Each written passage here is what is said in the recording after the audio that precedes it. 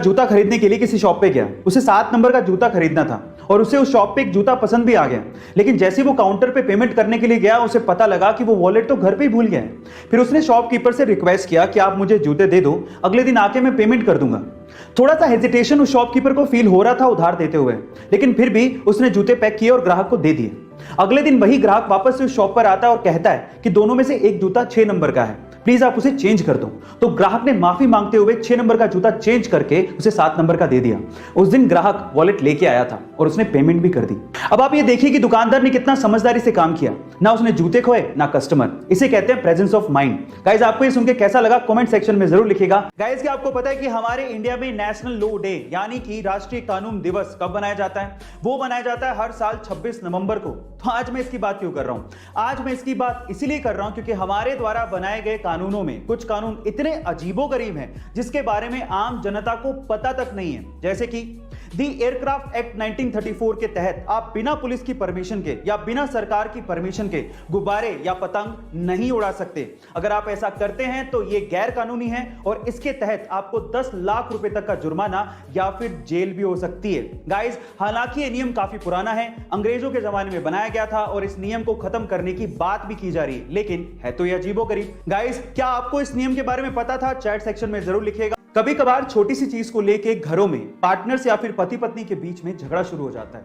हमारे opinions match नहीं करते और इसीलिए हम लोग आर्ग्यूमेंट करना शुरू कर देते हैं और सेल्फ कंट्रोल ना होने की वजह से स्थिति बद से बदतर होती चली जाती है। और अगर आप ऐसी सिचुएशन से बचना चाहते हैं तो सबसे पहले जैसे ही आपको महसूस हो कि आर्ग्यूमेंट या झगड़ा शुरू होने वाला है, अपने आप को 10 मिनट के लिए उस सिचुएशन से दूर कर लीजिए और कम से कम 10 मिनट तक आप किसी भी बात का जवाब ना दीजिए और हो सके तो बाथरूम जाइए और उस हाथ से ब्रश कीजिए जनरली जिस हाथ से आप ब्रश नहीं करते हैं, जिससे आपका दिमाग उस प्रॉब्लम को एक नए सिरे से सोचेगा और हो सकता है कि आपको सॉल्यूशन भी मिल जाए और आपका इससे सेल्फ कंट्रोल भी बढ़ना शुरू हो जाएगा। गाइस, एक बार आजमा के देखिए, ये मेरा ट्रिक है। आपको ये जान के कैसा लगा चैट सेक्शन में जरूर लिखिएगा। गाइस, आपको क्या लगता है कि 9 साल की छोटी सी उम्र का बच्चा अपनी पढ़ाई में कौन सी क्लास तक पहुंचा होगा? मे बी चौथी या 5वीं तक। लेकिन इस दुनिया में एक बच्चा ऐसा भी है जो कि 9 साल की उम्र में ग्रेजुएट होने जा रहा है। जी हाँ गाइस, आप ठीक सुन रहे हैं, और वो भी इलेक्ट्रिकल इंजीनियरिंग जैसे सब्जेक्ट में।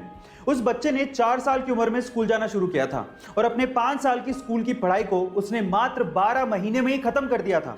और जब उसने इलेक्ट्रिकल इंजीनियरिंग में दाखिला लिया तो उसने 3 साल के ग्रेजुएशन कोर्स को मात्र 9 महीने में ही खत्म कर लिया।